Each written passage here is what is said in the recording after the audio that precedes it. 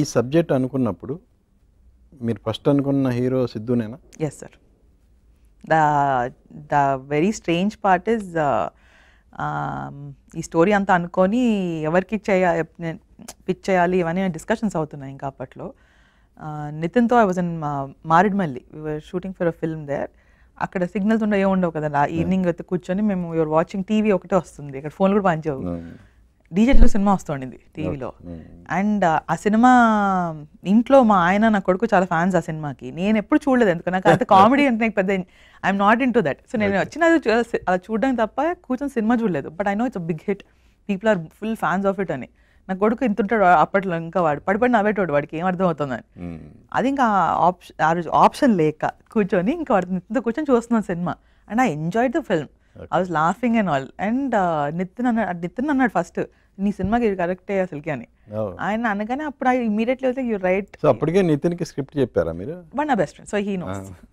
Nitin and నానికి inevitably they know everything. వాళ్ళు they both are my closest friends. So నేను రాసింగానే ఫస్ట్ వెళ్ళి చెప్పి వీళ్ళకి, సో వాళ్ళకి మొత్తం అన్నీ తెలుసు.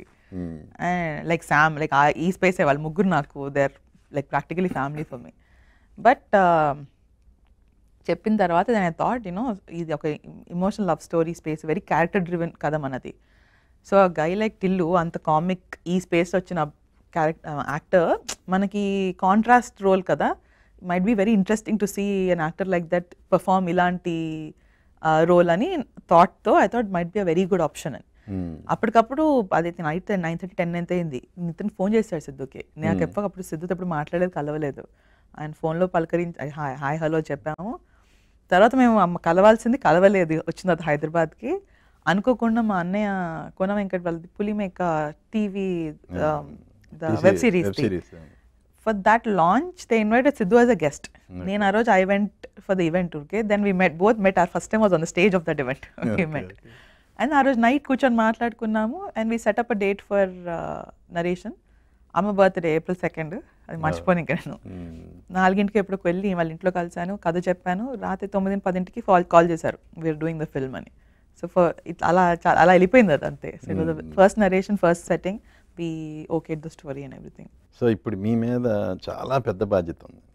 ఇది జాక్ తర్వాత సిద్ధుకి వస్తున్న సినిమా, అది తనకి హిట్ కావాలి.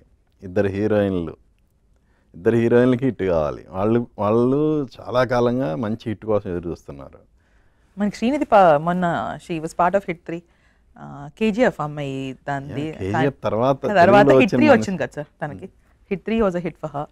Okay, but I know what you mean, but వీళ్ళందరికన్నా ప్రొడక్షన్ వీళ్ళందరికన్నా first responsibility for myself. You know నేను చాలా నమ్ముకొని వచ్చాను దీంట్లోకి. So I think for me I have to prove it for myself. ఎవరికైనా కాకపోయినా నేను ప్రూవ్ చేసుకోవాలి. నెక్స్ట్ మీరు అన్నట్టు ఈ లిస్ట్ ఆఫ్ పీపుల్కి నా రెస్పాన్సిబిలిటీ ఉంది, మా ప్రొడ్యూసర్ గారికి first, more than anything.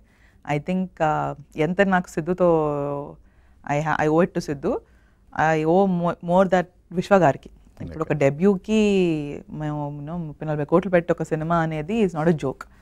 And అడిగిన ప్రతి technician, everybody is a top notch technician. నాకు Gnanashekar garu, Baba garu for my DOP, Thaman, Naveen Nooli, Avinash garu, stellar cast, అంటే locations, everything you see there is a absolute like it's on a big scale.